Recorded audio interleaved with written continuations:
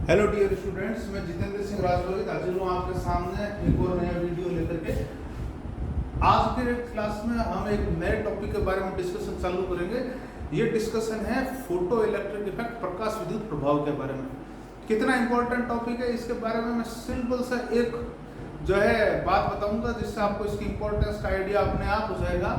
आपने फिजिक्स के महानतम वैज्ञानिक अल्बर्ट आइंस्टाइन का नाम सुना होगा। अल्बर्ट आइंस्टाइन जो थे, उनको अपनी जिंदगी में सिर्फ एक ही बार नोबेल प्राइज मिला था। ये नोबेल प्राइज उनकी फेमस इक्वेशन E बराबर mc² जो थ्योरी ऑफ रिलेटिविटी या सापेक्षता का सिद्धांत कहलाती है, उसके लिए नहीं मिला। उनको जो नोबेल प्राइज अपनी जिंदगी का एकमात्र मिला था, वो इसी फोटो इलेक्ट्रिक इफेक्ट के लिए मिला था।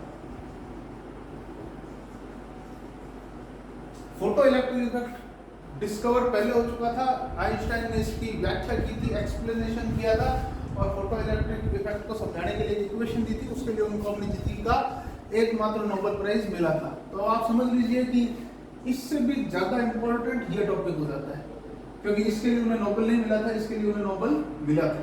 तो Nobel prize winner equation Albert Einstein की फोटो इलेक्ट्रिक इक्वेशन भी आगे हम पढ़ेंगे, मगर उससे पहले आज की बात पर अपन करते हैं कि भाई फोटो इलेक्ट्रिक इफेक्ट होता क्या है। फोटो इलेक्ट्रिक इफेक्ट की अगर अपन बात करें, प्रकाश विद्युत प्रभाव की बात करें, तो ये एक सिंपल मेथड है जिसमें हम किसी भी मेटल सरफेस से इलेक्ट्रॉन को बाहर निकालते हैं। आपको पता है धातु परमाणुओं से बनी हुई है, और हर परमाणु के पास में बहुत सारे इलेक्ट्रॉन हैं, और जब धात्विक बंध बनते हैं तो उनके अंदर तो वो 2-3 इलेक्ट्रॉन त्याग करके बैठे होते हैं। तो यहाँ पर इस धातु के अंदर इलेक्ट्रॉनों का एक समुद्र है। इस समुद्र में से एक इलेक्ट्रॉन बाहर निकालना आपके लिए हो सकता है कोई बड़ी बात ना हो, मगर वास्तविकता में बहुत, जिसे कहें कि कठिन या जटिल प्रक्रिया है। कारण जो यहाँ पर इलेक्ट्रॉन बढ़ते हैं, उनके साथ में धनायन भी बढ़ते हैं। उन धनायनों ने इस जो ठोस सतह है इसकी, उसके चारों तरफ एक विभव प्राचीर बनाई हुई है, अदृश्य दीवार बनाई हुई है, जिसको पार करना इलेक्ट्रॉन के लिए बहुत कठिन काम है। इलेक्ट्रॉन अपने आप इस दीवार को कभी भी पार कर ही नहीं पाता। पार करने के लिए उसको जो ऊर्जा चाहिए, वो आपको उसको बाहर से प्रोवाइड करवानी पड़ती है, और जब वो प्रोवाइड आप बाहर से उसको ऊर्जा करवा पाते हो, तभी वो इलेक्ट्रॉन धातु सतह से बाहर आ पाता है। इसको प्रक्रिया को करने के लिए कई अलग अलग तरीके शुरुआत में लिए गए। अगर इस सिद्धांत में मैं बात करूं कि ये ऊर्जा क्या कहलाती है, तो इस ऊर्जा को, इस एनर्जी को कहा जाता है कार्यफलन, वर्क फंक्शन। कार्यफलन या वर्क फंक्शन का मतलब है कोई भी धातु सतह से इलेक्ट्रॉन को बाहर निकालने के लिए आवश्यक जो न्यूनतम ऊर्जा का मान है, न्यूनतम ऊर्जा का जो मान है, वो क्या कहलाता है? कार्यफलन कहलाता है। The minimum energy required for emission of electron from the metal surface is called work function। अब हम ऐसा क्या करें कि इलेक्ट्रॉन को वर्क फंक्शन के बराबर एनर्जी मिल जाए। इलेक्ट्रॉन को इतनी एनर्जी देना अगर आप चाहते हो, तो आपको क्या करना चाहिए, क्या तरीका आप अपनाओ कि इलेक्ट्रॉन को ये ऊर्जा मिल जाए। सबसे पहले इसके बारे में जो आइडिया अपने को लगता है कि किसी को ऊर्जा देना है, तो उसके नीचे आग लगा के उसको गर्म करना शुरू करो। तो बिल्कुल एग्जैक्ट यही मेथड सबसे पहले इलेक्ट्रॉनों के एमिशन के लिए अपनाया गया था, कि जो धातु सतह है उसके नीचे आग लगा करके उसको गर्म किया जाए। इसमें टेम्परेचर या थर्मल एनर्जी देकर के इलेक्ट्रॉनों का एमिशन करवाया जाता था। इसको तापायनिक उत्सर्जन कहा जाता था। इसको तापायनिक उत्सर्जन कहा जाता था, थर्मो आयोनिक एमिशन।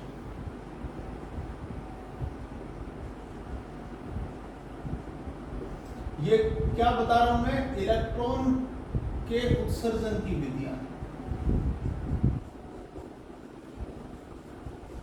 कहां से? धातु से। मेथड्स फॉर एमिशन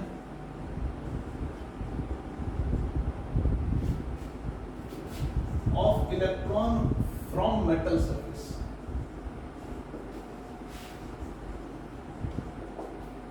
सबसे पहले तापायनिक उत्सर्जन होता था, जिसमें वस्तु को इतना गर्म किया जाता था कि उससे इलेक्ट्रॉनों का उत्सर्जन हो जाए। आज भी जो इलेक्ट्रॉन गन वगैरह नाम के जो डिवाइस होते हैं जिसमें इसी थर्मो आयोनिक एमिशन का उपयोग किया जाता है। आप लोगों ने जरूर केमिस्ट्री के अंदर भी जो है इस तरीके के जो है उपकरणों के नाम सुने होंगे। नेक्स्ट अगला जो मेथड है उसके अंदर हम क्या करते थे, उसके अंदर हम इसको एक जो है इलेक्ट्रिक फील्ड के अंदर लगाते थे। इलेक्ट्रिक फील्ड में रखने पर क्या होता है, जो पॉजिटिव टर्मिनल है उसकी तरफ इलेक्ट्रॉन आकर्षित हो जाते हैं, तो इसकी सहायता से वो बाहर निकलने शुरू हो जाते हैं। मगर इसके लिए आपको जो यहाँ पर वोल्टेज लगानी है वो काफी कुछ लगानी पड़ेगी। तो ये भी एक तरीके का उत्सर्जन था जिसमें आप क्या करते थे, मेटल सरफेस पर हाई वोल्टेज लगा करके इलेक्ट्रॉनों का एमिशन कराते थे। इसको क्षेत्र उत्सर्जन या फील्ड एमिशन कहा जाता था। क्षेत्र उत्सर्जन या फील्ड एमिशन का मतलब विद्युत क्षेत्र लगा करके, इलेक्ट्रिक फील्ड लगा करके इलेक्ट्रॉनों का एमिशन करवाना। तो ये हमारा सेकंड है क्षेत्र उत्सर्जन नाम की प्रक्रिया होती है, फील्ड एमिशन।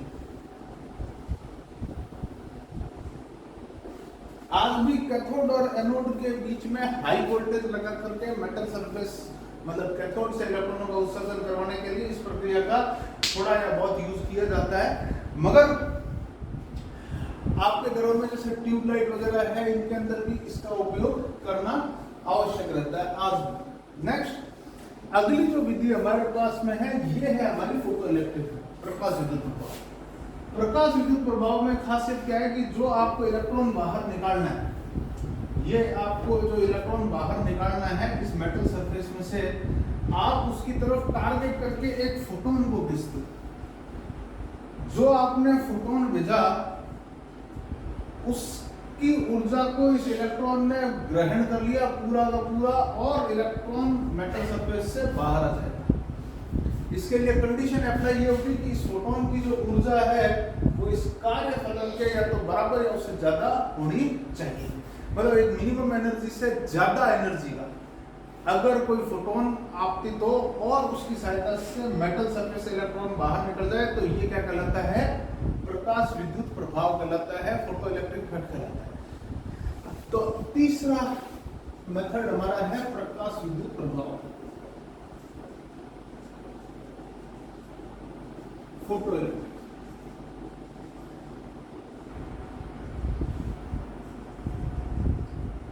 क्या होगी परिभाषा फोटो इलेक्ट्रिक इफेक्ट की? फोटो इलेक्ट्रिक इफेक्ट की परिभाषा होगी जब एक न्यूनतम ऊर्जा या आवृत्ति से अधिक का फोटोन धातु पर आपतित होता है एवं धातु सतह से इलेक्ट्रॉन का उत्सर्जन होता है, तो यह घटना प्रकाश विद्युत प्रभाव कहलाती है।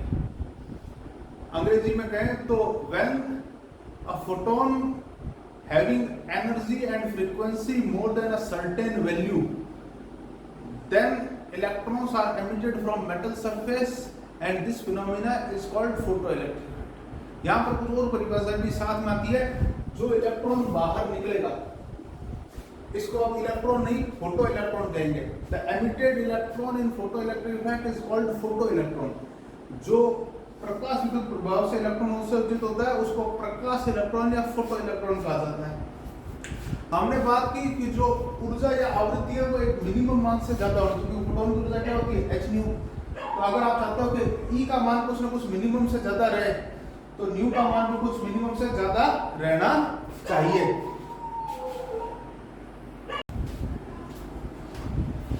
जो इनके मिनिमम मान है जिस पर ये निकलेगा वो मान लीजिए न्यू का मान न्यू 0 होना चाहिए या उससे ज्यादा होना चाहिए, या एनर्जी का मान जो है वो कुछ E0 से बराबर या उससे ज्यादा होना चाहिए।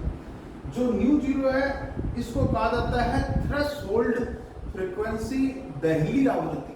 दहली आवृत्ति का मतलब वो मिनिमम फ्रीक्वेंसी जिस पर फोटो इलेक्ट्रॉन का एमिशन होता है, वरना उससे ज्यादा अगर होगी तो होगा, उससे कम होने पर इलेक्ट्रॉन का एमिशन नहीं होगा। ठीक है, the minimum value of frequency of incident photon at which photo electron is emitted और photo electric effect is observed is called threshold frequency.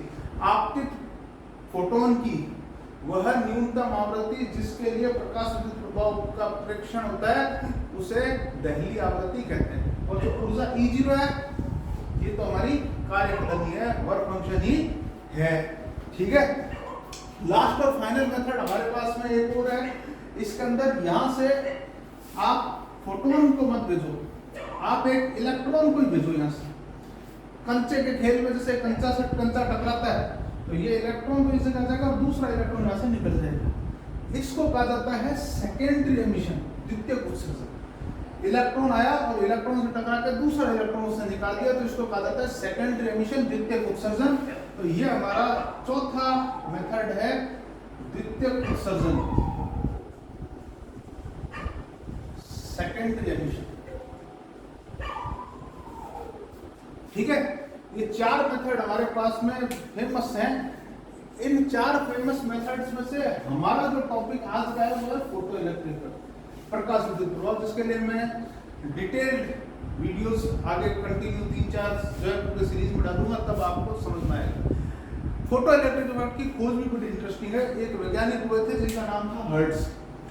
Hertz साहब ने एक प्रयोग में यह पाया कि कैथोड और एनोड के बीच में आप जब वोल्टेज लगा करके करंट को फ्लो कराने का कोशिश करते हो जिसको बोलते हैं निर्वात नली वैक्यूम ट्यूब। तो निर्वात नली या वैक्यूम ट्यूब में जो करंट बह रही है इनके इलेक्ट्रॉनों के कारण, ये करंट अगर आप ज्यादा चाहते हो, जो करंट यहाँ पर बहने वाली है उसको अगर आप ज्यादा चाहते हो तो हर्ट्ज ने बताया कि इस नली के अंदर अल्ट्रा वायलेट लाइट को डालने पर ये लाइट ज्यादा अगर अल्ट्रावायलेट डाली जाएगी तो आपका करंट जो है वो ज्यादा अमाउंट का फ्लो होगा। ये उन्होंने एक तरीके से एडवाइस दी थी। ये कोई जो है इसका कुछ साइंटिफिक उस टाइम आधार नहीं था। अल्ट्रावायलेट ही क्यों, इंफ्रारेड क्यों नहीं, विजिबल क्यों नहीं, एक्सरे क्यों नहीं, दूसरी क्यों नहीं, अल्ट्रावायलेट ही क्यों, पराबैंगनी प्रकाशी क्यों, इसका जवाब उनके पास में नहीं था। ये एक तरीके से जो है अपने को कुछ जिंदगी के आदर्श बातें बताई जाती है, मगर उन आदर्शों का पालन क्यों करना चाहिए, हमेशा सच बोलना चाहिए कहा जाता है अपने को, मगर सच क्यों बोलना चाहिए, इसका कोई साइंटिफिक प्रूफ अपने पास में नहीं है। अपने को पता तो है कि सच बोलने से लाइफ अच्छी रह जाएगी, मगर उसका कोई साइंटिफिक प्रूफ हमारे पास में नहीं है। लोग कई बार झूठ बोल के भी फायदा ले जाते हैं। सिमिलरली अल्ट्रावायलेट को इसी तरीके से एक बताया गया था, मगर ये साइंस है, ये लाइफ नहीं है। यहाँ पर हर चीज का एक कारण होना चाहिए, साइंटिफिक प्रूफ होना चाहिए। तो हर्ट्ज के इस प्रयोग को वेरीफाई करने का काम किया लेनार्ड और हॉलबॉक्स ने। जो लेनार्ड और हॉलबॉक्स